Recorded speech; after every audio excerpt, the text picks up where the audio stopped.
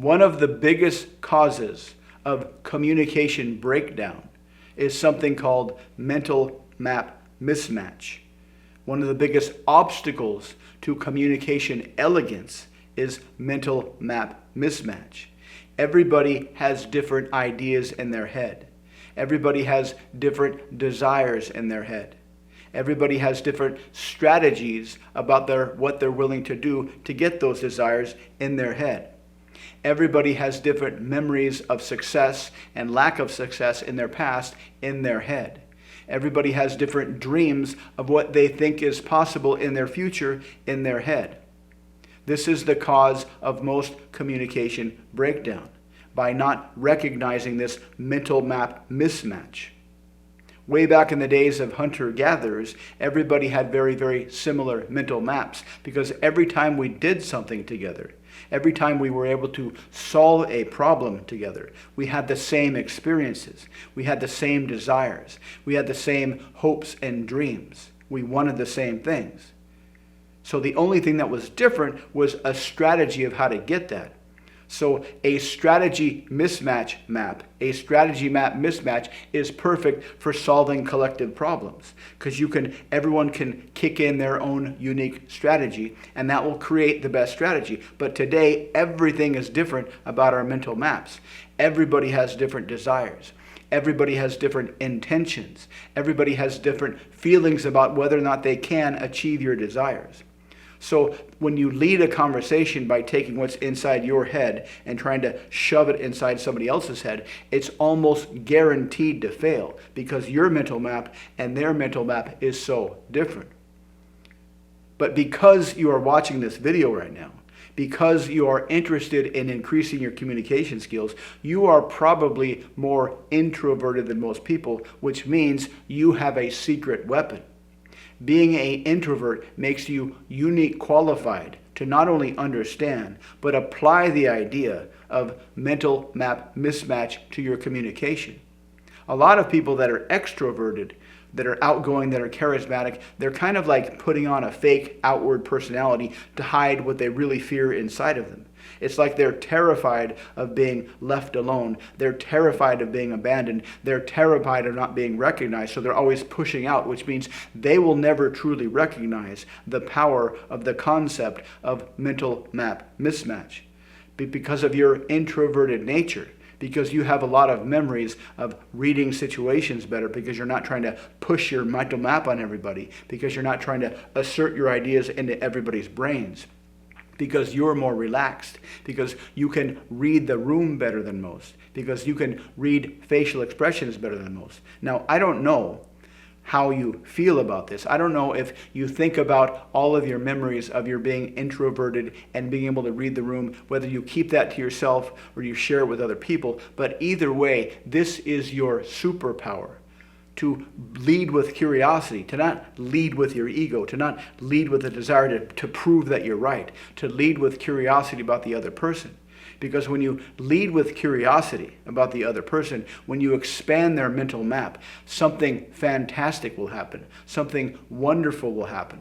Because everybody has a head filled with unlimited desires. Everybody has a head filled with unlimited desires. That is our purpose as humans, to satisfy desires. But most people, we only allow ourselves to think about the simple desires that we can satisfy easily.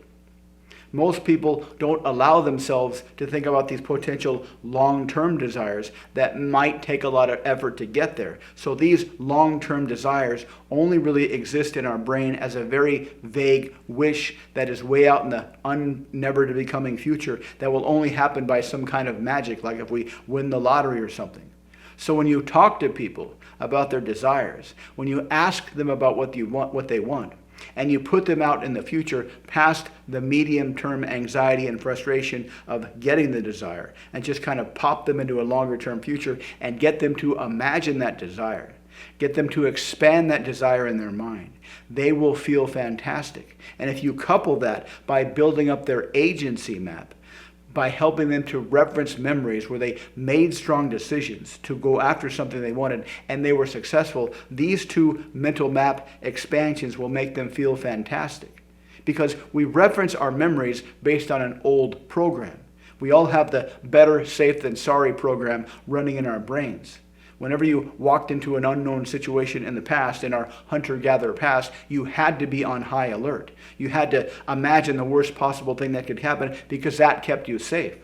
But today, when we imagine the future and we have the worst possible thing that could happen, that keeps us from getting what we want. And we reference memories the same way because we look into the future. We imagine something that we want, but then we imagine all the potential dangers that could happen. And then we reference all those memories of failure.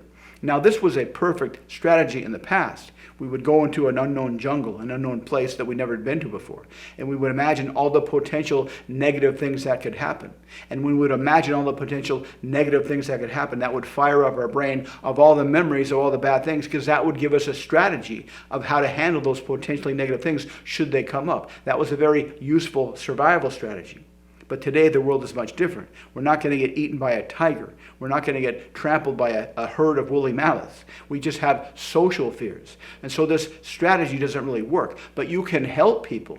You can help people because of your introverted superpowers.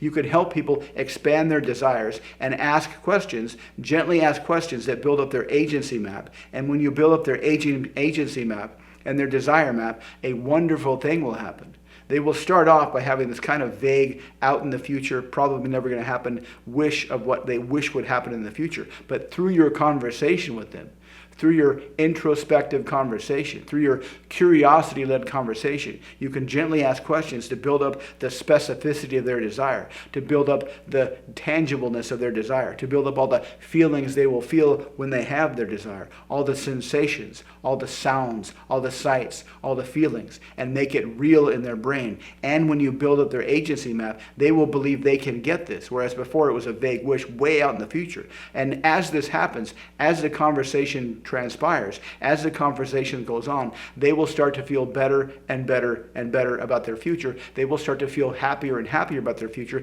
They will start to feel more and more confident about their future over the course of a 10, 20, 30-minute conversation. And this will slowly increase over time as they're talking to you, and they will associate this increase in happiness with you, your face, your voice, the sound of your voice, your eye contact, your facial expressions. And this will create a subconscious connection in their mind between increasing happiness and you. This will create a subconscious connection in their mind between unconscious happiness and you.